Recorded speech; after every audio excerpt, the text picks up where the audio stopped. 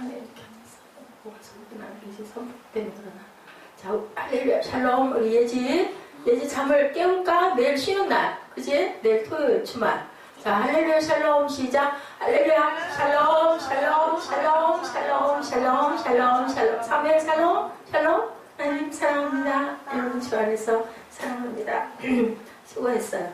제가 목소리가 이래가지고 차라리 기침이 탁 나면 되는데 날듯 간질간질 계속 이래가지고 소리를 낼 수가 없어요. 여러분들 이해해 주시고 우리 그 김종국 형제님 이 크리스 가드너의 계부의 폭력 이거 뭐 가드너 얘기 혹시 보셨어요? 좀 오래되긴 했는데 요 올라와 있더라고요. 보니까 오래되긴 오래됐는데 이게요 그 다큐멘터리로 촬영을 하다가 너무 인기가 있어서 영화를 만들었다고 그래. 행복을 찾아서 라는 영화 보셨어요? 이 영화는 하나도 안 본 게 없는 것 같아. 이제 무조건 영화 이야기 거기다 물어보면 딱 맞을 것 같아. 오래돼서도 볼 수 있으면 봤으면 좋겠는 아주 그 뭐랄까 승리하는 귀한 그런 얘기인 것 같아요. ABC TV에서 흑인 비즈니스맨의 인생을 다큐멘터로 내보냈다가 너무 인기가 있어서 얼마나 잘 됐으면 그 영화로 아예 만들었는데 주인공 크리스 가드너 이야기는 계부의 폭력으로 엄청나게 구타를 당하고 이 아들이니까 그죠 여자 딸아이 같았으면 또 뭐 성폭력 막 이랬을 건데 그건 아니고 오죽이나 하면 엄마가 집에다가 불을 질러가지고 계부를 살해해서 그래서 막 경찰서에 가고 뭐 이런 얘기 그렇게 해서 뭐 죽고 혼자 딸 남는 어떤 그런 얘기. 그래서 이 세일즈맨으로 어렵게 힘들게 자랐어요. 어디로 가서 고아원에 들어가가지고 이제 또 자라죠. 아무도 돌봐주는 사람이 없으니까.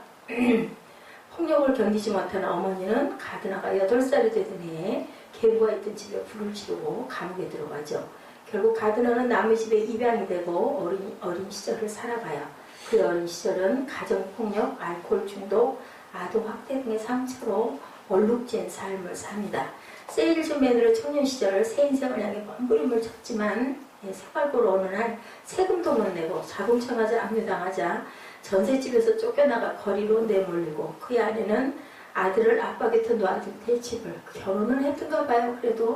그래가지고 정말 너무 혼자 정말 아들하고 딱 단둘이 땅바닥에 떨어져 있는 그런 아주 어려운 졸지에 싱글 데디가 된 거죠. 우리 1980년, 90년대 싱글 데디들이 엄청 많았죠.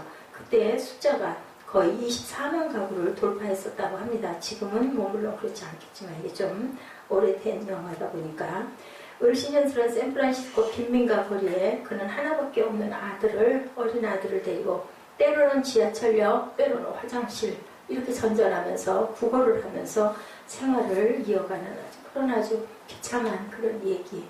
그 얘기가 왜 이렇게 히트를 쳤을까요? 그죠? 끝이 굉장히 해피엔딩이었던 거예요.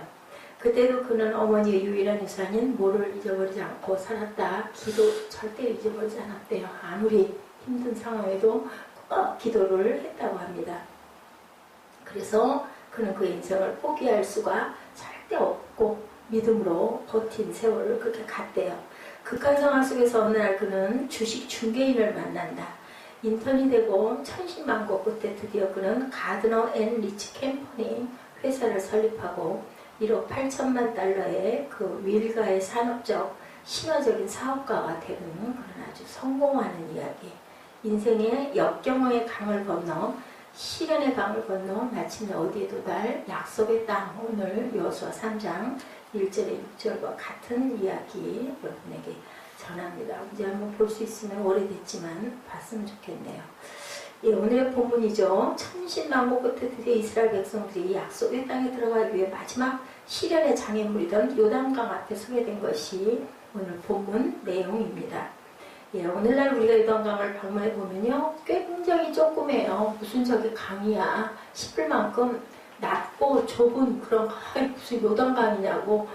발목 정도 이렇게 올 만큼 이렇게 얕대요. 근데 그때는 그렇지 않았다고 합니다. 그 당시에는 요단이 곡식 거두는 시기에는 항상 언덕이 넘치더라 라고 표현이 될 만큼 굉장히 수심이 깊고 폭도 넓은 그런 강이었다고 그래요. 어쩌면 이것은 이스라엘 공동체 광야 여정의 최대의 시간처럼 보였어. 앞에 강이 딱 막 놓여 있는데 거기를 지나가야 이제 어디 여리고로 들어갈 수가 있으니 어떻게 들어가야 되겠어요? 이런 시련의 강을 그들은 어떻게 건널 수 있을까? 인생 광야의 여정에서 우리도 이 시련의 강을 건너는 해법은 과연 어디 있을까? 자, 할 수 있는 뭐를 다 해야 될까? 사무엘아, 할 수 있는 뭐를 다 해야 될까? 강 앞에 딱 섰어. 저길 건너야 내가 살 수 있는 땅에 갈 수 있대. 어떻게 해야 될까? 앞에 강이 딱 가로막고 수영. 그치? 수영을 할 수 있는 사람도 있는데 강에서 수영하면 잘못하면 다 빠져 죽어. 그러면 어떻게 하면 될까? 배를 만들어서. 응? 배를 만들어서. 그러게, 배를 만들면 될 수 있을 것 같네요. 최선일까, 그지? 1절에 이렇게 시작되고 있죠. 우리 본문 1절 한번 읽어볼까요? 뭐라 그래요? 시작. 여호수아가 아침에 일찍 일어나서 그 모든 이스라엘 자손들과 더불어 시팀에서 떠나 요단에 이르러 건너가기 전에 거기서 유숙하니라. 미리 가서 거기서 잤다. 시팀이란 지명이 등장하죠. 모세가 돌아가 묻힌 누보산, 거기서 북서쪽 마을, 요단 동편 마을이라고 그래요. 직선으로 서편으로 가면 가나안 땅 첫 도시인 여리고에 도달되는 그러한 지점. 이제 그 모세가 돌아갔잖아요. 지난 시간에. 그러고 나서 조금 가가지고 그 지점이 바로 이제 이 요단 앞에 온 거예요. 요단강을 건너야 여리고로 들어갈 수 있는데, 시딤은 아가시아 조각목을 의미한다. 우리 시딤이라는 말이, 이곳에 이런 조각목들이 많이 있어서 이 마을이 시딤나무가 그렇게 많아서 시딤이라고 얘기를 했대요. 한국에 있는 아카시아 같은 아카시아인데 훨씬 크고 굵은 나무라고 합니다. 이곳 시딤에서 머물다가 요단을 건너가기 위해 그들은 어떻게 했어요? 여호수아 1장 3장 1절에 보니까 뭐라고요? 아침 일찍 일어났다. 근데요, 여호수아는 모세만큼의 지도력이 없어요. 훨씬 뒤미치는 사람인데도 불구하고 이 사람은 꼭 한 가지 특징이 있는데, 여호수아서 6장 12절, 7장 16절, 8장 10절에 보면 아침에 일찍 일어난 여호수아의 그런 모습이 보여요. 그는 믿음의 사람이었고 신실했기 때문에 어떠한 일을 결행할 때는 항상 아침 일찍 일어났다라고 이렇게 표현이 되어 있어요. 그럼 뭘까요? 최선을 다하는 모습을 여기서 상징하고 있다. 오늘날 믿음에 대해 존재하는 가장 큰 오해가 있다면, 믿음을 아무것도 안 하고 앉아서 하늘만 쳐다보는 것으로 기도하면 해주시겠지. 근데 그거 아니죠. 여러분들 잘 아시죠? 내가 내 자리에서 뭐를 해야 최선을 다해야 된다. 진정한 믿음은 믿기 때문에 아무것도 안 하는 것이 아니라 믿기 때문에 힘을 내서 최선을 다하고 절대로 포기하지 않고 죽어도 끝까지 달려가는 그런 모습일 때 하나님께서 길을 열어주신다라는 거, 아까 제가 그 영화 얘기 여러분들에게 말씀드렸죠. 가드너. 이 사람처럼 그렇게 정말 얼마나 기가 막혔을까요? 엄마는 감옥에 가고 집은 불타서 없어지고 오갈 데가 없어서 입양이 돼가지고 자라면서도 또 거기서도 아마 고통스럽게 자란 것 같아요. 힘들게 세일즈맨을 하다가 결혼을 했는데, 그만 또 결혼을 했어도 그 부채와 여러 가지를 견디지 못해서 결국은 아내는 떠나버리고 자동차까지 다 그냥 저당이 잡혀지고 갈 데가 없어서 아들하고 둘이 지하도에서 화장실에서 그렇게 지내면서 산 그 세월, 지금 말이지 얼마나 힘들고 어려웠겠습니까? 그런데 결국은 나중에 그렇게 기업을 일으킬 수 있었던 것, 꽉 붙들었던 거 하나, 기도만은 엄마가 물려준 거예요. 그 어머니가 얼마나 세원을 해가지고 그 남편을 어떻게 할 수가 없으니까 결국은 집에다가 불을 지르고 감옥에 보고 아들이라도 살려야 되겠어서 그러지 않았을까 싶어요. 워낙이나 도둑의 폐 얼마나 매를 맞았으면. 그렇죠. 할 수 있는 최선의 길을 우리는 이렇게 모색을 해야 된다. 죽고 싶은 마음은 얼마나 많이 들었을까요? 그 엄마도 그렇고 이 아들이 나중에 결혼해서 또 아들 하나를 데리고 정말 아무것도 없이 빈털터리가 돼서 지하도에서 아들을 데리고 자면서 얼마나 기가 막혔을까 싶어요. 그렇지만 끝까지 히브리서 11장 믿음의 영웅들, 그들은 모든 믿음의 사람들이었는데 동시에 뭐하는 사람들이었어요? 행동하는 사람들이었어요. 다들 움직였고 가만히 기다린 사람은 아무도 없죠. 믿음이 그들로 하여금 포기할 수 없는 최선의 행동을 할 수 있게끔 가능하게 하는 힘을, 우리가 기도를 하는 건 뭐예요? 소망을 불러일으키는 거예요. 우리가 너무너무 힘들고 누구에게 억울함을 당했어도 기도함으로 인하여 어때요? 실컷 토해내고 나면 좀 가슴이 후련해지죠. 뭐 욕하고 싶으면 뭐 욕해야죠. 뭐 하나님 나 정말 이 사람들 이래요 막 하고 한이 맺혀서 한바탕 말로 하기 힘들면 방언으로 막 퍼대고 한바탕 물어제끼고 나면 좀 속이 후련해지죠. 절대로 내가 포기할 수 없죠. 하나님 나를 낳아주신 깊은 귀한 뜻이 있는데 여기서 내가 주저앉으면 안 되겠다. 믿기 때문에, 무엇을 믿기 때문에? 하나님 말씀을 믿기 때문에 분명히 끝에는 내가 승리할 거야. 이 믿음을 갖고 최선의 행동을 할 수 있고 해야 된다는 거예요. 예, 크리스 가드너 행복을 찾아서 이야기. 영화의 가장 감동적인 장면 하나는 아버지 가드너가 아들에게 이렇게 얘기해요. 누구도 너에게 넌 할 수 없어 라고 말하게 해서는 안 된다. 절대로 그렇게 말하지 않게, 그런 말을 듣지 말라는 거죠. 그리고 믿지도 말아라. 혹여 내가 너한테 얘기하더라도 내 말도 믿지 말라고 아버지가 그렇게 얘기해요. 네, 내가 하더라도 알겠냐고. 내게 꿈이 있다면 너 무엇보다 그 꿈을 꼭 지켜야 된다. 히브리서 11장 1장 말씀. 믿음은 바라는 것들의 실상이요 보지 못하는 것들의 증거다 라고 하시죠. 예, 그래요. 미래에 대한 포기 절대로 하면은 안 돼요. 왜냐하면 우리는 믿음 갖고 살아가는데 미래가 없는 사람은 뭐라 그래요? 꿈이 없으면 망한다고 그러죠. 미래가 없으면 그건 살아있는 게 아니라 죽은 거죠. 뭐 매일매일 먹고 자고 매일 그 짓 하려면 뭐하러 삽니까? 그죠? 뭔가를 이루고 가려고 사는 건데 아직도 여리고는 약속의 땅이에요. 너희들 그리 가라고 얘기하셨죠. 가나안으로. 약속의 땅, 꿈의 땅. 그런데 그냥 앞에가 탁 출렁이는 푸른 강이 딱 놓여있어. 거길 건너가야 되는데 한두 명이 아니잖아요. 엄청난 인원이잖아요. 거기서 이걸 어떻게 건너갈까. 걸고 포기할 수가 없죠. 강을 건너야만 해요. 그래서 어떻게 하냐. 두 번째로는 최선을 다하고 자신의 성실함을 준비하는 일을 해야 된다. 나를 다듬어야 되는 거죠. 그릇을 아무리 귀하고 비싼 그릇도 어떤 그릇은 안 써요. 안 닦인 그릇, 지저분한 그릇, 뭐가 묻어있는 그릇은 쓸 수가 없어요. 설령 금으로 만들어졌다 하더라도 거기에 상회랑 금그릇 속에 그 냄새나는 그게 들어있으면 우리는 어떡할까? 그 그릇을 안 먹지. 갖다 버릴까? 아니요. 버리기는 좀 그래. 그것만 털어내고 닦고 또 눈 감고 냄새 맡지 말고 닦고 그래서 갖다 털어버리지. 그걸 쓸 수는 없어. 그치? 어떻게 쓰겠어? 거기 그게 들어있었는데. 그렇잖아. 그건 안 되잖아. 그렇지만 버릴 수는 없는 거야. 자, 이렇게 성결하게 준비를 해야 된다. 너희들 잠 깨라고 해요. 재밌는 얘기를 하는 거야, 나름은. 자, 요단 도하를 위한 기술적인 준비만이 아니었다라는 거예요. 5절에 여호수아가 백성에게 이르되 너희는 뭐 하라고 그래요? 5절에 자신을 성결하게 하라. 이유는 여기서 내일 너희 가운데 기이한 일을 행하시리라. 하나님이 하실 거야. 그러니까 너희들 걱정하지 말고 너희들 성결하게 빈 더러운 것들 다 씻고 깨끗하게 준비를 해라. 여호수아는 우선 이스라엘 백성들이 요단을 건너는 일이 기적이 요구된다라는 걸 안 거예요. 사람이 할 수 있는 일은 사람이 하면 돼요. 그죠? 아무리 힘이 들어도. 근데 안 되는 거는 할 수 없잖아요. 역부족인 건. 그래서 제가 그런 얘기를 하는 거예요.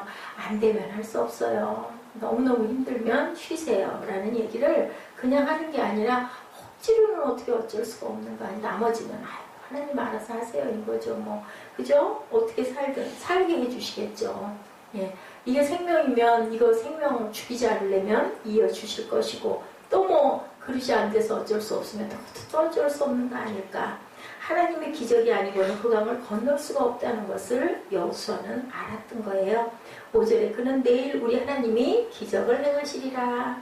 내일은 항상 내일이 오죠. 내일을 우리는 기다리고 바라죠. 그러기 위해서 오늘 우리가 이 순간 최선을 다하죠.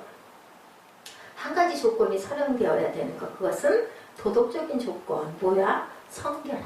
깨끗이 닦아야 된다. 이 조건이 하나님이 말씀하셔서 있어요. 왜 여기 성결이 요단강 도하의 조건이 되었을까? 하나님의 백성들의 성결이 없이는 성결의 하나님이 같이 하실 수 없기 때문에 내가 거룩하니 너희도 거룩하라. 그러니까 왜냐하면 우리는 하나님의 성품을 그대로 물려받아 태어났으니까 뭐 한데 뭐 나요? 콩 심은 데 콩 나요. 그죠?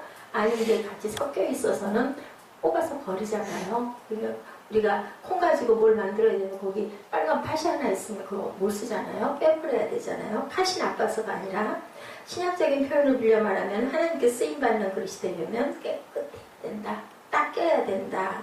네, 하나님은 모든 그릇을 쓰실 수가 있는데 더럽혀진 그릇만은 그대로 쓰실 수가 없기 때문에 바울 사도는 디모데후서 2장에서 특별히 인정받는 일꾼의 준비를 교훈하죠. 2장 16절에 뭐라고 말씀하셨나 볼까요? 우리 디모데후서 2장 16절 찾으신 분 읽어주세요.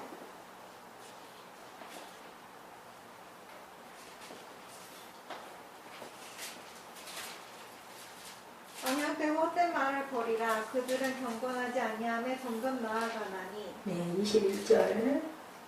그러므로 누구든지 이런 것에서 자기를 깨끗하게 하면 귀히 쓰는 그릇이 되어 거룩하고 주인의 쓰심에 합당하며 곧 모든 선한 일에 준비함이 되리라. 아멘, 아멘. 깨끗하게 닦고 준비를 하면 모든 선한 일에 쓰이는 귀한 그릇이 된다 이제야. 알겠지? 무슨 얘기인지? 닦고 왔어? 세수했어? 학교 갔다 와서? 응? 깨끗하게 하려고 어떤 사람 나가네? 그치? 깨끗하게 하려고 한 사람은 나가고 한 사람은 눈을 거물거물 감고 앉아가지고 깨끗이 씻었니? 그러니까 고개를 끄덕끄덕 하는데 글쎄 그럴까? 자, 하나는 또 등 뒤로 또 제끼고 있네. 그래서 아주 장난하기 딱 좋은 모습인데, 자, 성경의 수업 준비는 요단강을 건너는 사람들에게 선택 과목이 아닌 뭐였다? 우리 대학 가면 공부할 때 교양 과목이 필수 과목 있잖아요. 네. 성결은 필수. 응? 성결은 필수다. 청교도들이 자주 고백한 말, 성결은 행복보다 더 좋은 것이다 라고 얘기를 하고 있어요. 네, Holiness is better than happiness 라고 얘기합니다. 예, 그 전에 그 역대 대통령 중에 한 분이요, 예, 국정 초기에 자신의 실수가 지도자들의 도덕성을 고려하지 않는 지도자를 인선했대요. 밑에 있는 사람들을, 수반들을. 그렇게 해서 그것을 잘못했다고 고백을 했다고 합니다. 우리가 항상 국정에서도 마찬가지죠. 그래서 보면은 국회의원 선거에 출마하는 사람들도 절대로 어떤 범죄 사실이나 그런 게 없어야 되고, 여러분들 아세요? 개명하는데도 예, 어디 그 경찰서에 이름이 한번 들어갔던 사람은 개명이 안 돼요. 예, 제가 어느 날인가 언젠가 누군가 그 개명을 하고 싶다고 하는데 거기에 걸려가지고 개명을 못한 거 별게 아니었는데도 경찰서에 한번 이력이 올라가 조회가 된 사람은 이름을 절대로 바꿔줄 수가 없다고 그래요. 이런 것처럼 우리는 하나님이 그들을 합당하게 쓰실 수가 있는 사람들은 어떻게 해야 된다? 깨끗하게 닦여야 된다. 그래야 어디를 건너가게 된다. 요단을 건너가게 된다. 어디로 가게 된다? 꿈의 나라로 가게 된다. 우리가 원하는 하나님의 나라를 이루어갈 수가 있다. 그리고 또 세 번째는 사무엘아, 주님의 인도하심을 따라가야 된다. 성결하게 시켜야 된다. 첫째는 뭐예요? 최선을 다해야 된다. 모든 일에 최선을 다하고 깨끗하게 닦여서 준비해야 된다. 그 다음에는 뭐 해야 된다? 주님의 인도하심. 맞아. 하나님의 인도를 따라가야 된다. 알겠어요? 다 했어? 설교 다 했어. 정신 차려. 따라가야 된다. 우리가 깨끗히 하는 하나님이 우리를 쓰실 수가 있는 것, 오늘 본문에 도덕성 이상으로 중요한 거는 하나님의 언약궤를 바라보고 요단강을 건넜다. 제사장들이 앞에 섰죠. 그 모를 메고 언약궤를 메고, 그리고 누가 먼저 발을 거기 강에다 담궜다고 그랬어요? 제사장들이 먼저 발을 담궜어요. 담그자마자 무슨 일이 일어났어요? 요단이 갈라지는 사건이 일어나죠. 그죠? 3절에 백성에게 명령하여 이르되 너희는 레위 사람 제사장들이 너희 하나님의 언약궤 매는 것을 보거든 너희가 있는 곳을 떠나 그 뒤를 따르라. 도대체 언약궤를 본다는 것이 무엇을 의미하는 걸까? 언약궤, 예, 하나님의 약속이잖아요. 그걸 붙들고 시행해서 가는 거예요. 예, 하나님의 임재나 하나님의 인도를 상징하는 것이 바로 뭐였어요? 언약궤였기 때문에 광야를 걸어오는 동안 그들은 언약궤를 바라보고 걷는 것처럼 이제 그 강을 건너더라도 언약궤를 보고 진행을 하는 거예요. 맨 앞에다 딱 세워서 어깨다 제사장들이 메고 앞서가면 나머지 백성들이 뒤에서 그걸 보면서 쭉 따라서 행군을 하는 모습이죠. 그래서 그 맨 위에 앞에 언약궤는 하나님이 우리를 인도하신다라는 그런 마음으로 간다는 거예요. 제일 중요한 것은 내 시선이 어디 머물러 있어야 된다? 앞에 있는 언약궤 하나님을 항상 바라봐야 된다. 아까 그 성공한 기업가처럼 그렇게 기도만은 절대로 잊지 않았다. 어떠한 상황에도 나는 기도를 잃어버리지 않았다.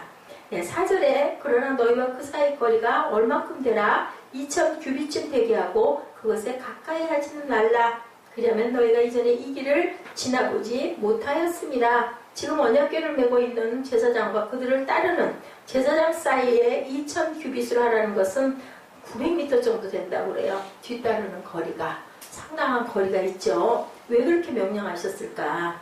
언약궤와 백성들의 사이가 가까우면 많은 무리가 엉켜서 행진하는데 언약궤를 다칠 수가 있으니까 언약궤 건드리거나 만지면 어떻게 죽어요. 그죠? 그런 것처럼 절대로 손으로 만져서는 안 되니까. 왜냐하면 거룩한 하나님의 상징이기 때문에 만져가지고 죽었죠. 우사가. 그게 흔들려서 울커덩하니까 겁이 나갖고 얼른 붙잡았는데 그만. 그거는 아마 붙잡은 건 반사적으로 붙잡았을 거예요. 그게 넘어갈 것 같으니까. 그래도 그만 그 자리에서 죽었죠. 신앙의 여정, 신념으로만 갈 수 있는 길이 아니고 신념과 신앙의 차이가 뭘까? 신념의 근거는 자기의 의지, 자기의 결단, 신앙의 근거와 대상은 내가 아닌 하나님이라는 것. 그래서 다르다는 것. 그죠? 내 의지, 내 결단, 신념도 굉장히 중요해요. 그렇지만 하나님을 근거로 해서 하나님의 대상이 돼서 하나님이 하실 수 있도록 하는 그것이 더 중요하다. 주님은 이스라엘 백성이 신념으로 요단강을 건너지 못할 것을 아셨던 거예요. 하나님을 바라보게 하시죠. 전능하신 그분이, 전지하신 그분이 함께 하신다면 인간의 한계를 초월할 수 있다라고 말씀하고 계세요. 이 요단강 사건에서 그 모양에서 그 그림에서 우리가 그 안에서 영적 메시지는 분명한 것은 앞에 꽃장 있는 하나님을 우리가 바라보고 우리가 열심히 최선을 다해서 주저앉지 말고 깨끗하게 닦고 회개할 건 다 회개하고 가야 된다는 거예요. 한국 시인 중에 식민지 시대를 살았던 김기림이라는 시인이 쓴 바다와 나비라는 시가 있어요. 바다는 시인의 현실이고 나비는 꿈꾸는 주인공을 그리는 거예요. 바다는 누구라고요? 시인의 현실, 나비는 꿈꾸는 주인공을 그려요. 아무도 그에게 수심을 일러준 일이 없기에 흰나비는 도무지 바다가 무섭지 않다. 청무밭인가 해서 내려갔다가는 어린 날개가 물결에 절어서 공주처럼 지쳐서 돌아온다. 3월달 바다가 꽃이 피지 않아서 서글픈 나비 허리에 새파란 초생달이 시리라. 이 시의 첩려는 꿈의 미래 세계를 향한 시인의 도전의식을 보여주죠.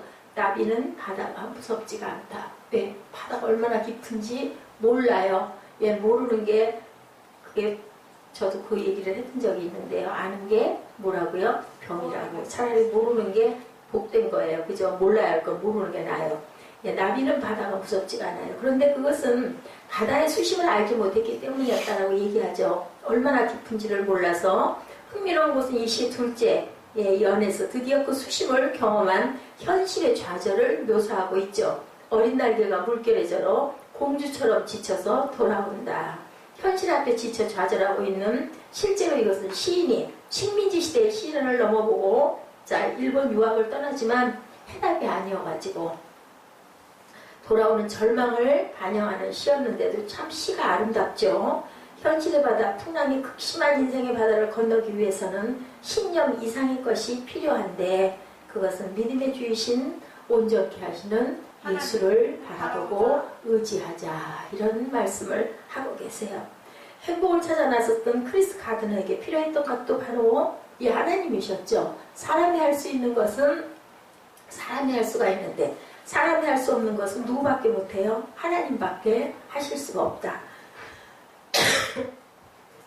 그 영화는요, 대중성을 고려해서 기독교 신앙의 측면을 부각시키지는 않았는데 가드너는 한 크리스찬 기자에게 당신이 현실의 좌절의 벽을 뛰어넘어 행복을 찾기 위해서 얼마만큼이나 하나님이 필요했습니까? 라는 질문을 받았습니다. 그의 대답은 이랬다고 그래요. 제가 노숙자의 삶을 살 때나 CEO의 삶을 살 때나 항상 저는 교회에 있었습니다. 그게 답이었다고 합니다. 그리고 저는 항상 하나님을 바라보고 있었고 그 하나님이 주실 꿈을 바라보고 있고 항상 기도하고 있었습니다. 크리스 가드너가 노숙자 시절 그를 지켜봤던 한 친구가 이렇게 증언을 남겼다 그래요. 나는 1980년 노숙자의 숲 키친에서 줄을 서 있는 그를 처음 보았다. 크리스는 많은 사람 중에 내 눈에 제일 눈에 띄었다. 아기를 안고 있는 유일한 남자였기 때문이다. 난 그가 무엇인가를 해낼 사람으로 보였다. 아기를 안고 기도하는 그는 꿈을 안고 있는 것으로 보였다. 라고 옆에 있던 그동안 꾸준히 지켜봤던 친구가 그렇게 얘기를 했다고 합니다. 그의 기도를 들으시는 난 그의 하나님이 그를 도우실 줄 알았다. 하나님을 바라보고 우리가 다시 일어선다라는 거죠. 이렇게 크리스처럼. 그리고 요단에 발을 담그면서 누가 역사하실 것을 알았던 하나님이 역사하실 걸 믿고 바라봤던 이스라엘 백성들처럼. 그리고 그 크리스 가든의 하나님, 우리 하나님을 바라보고 오늘도 우리는 요단을 건너야 되겠죠. 그러기 위해서는 우리가 최선을 다하고 정결하게 하고 하나님을 바라볼 줄 아는 그러한 삼박자의 기적을 우리가 믿고 가야 된다.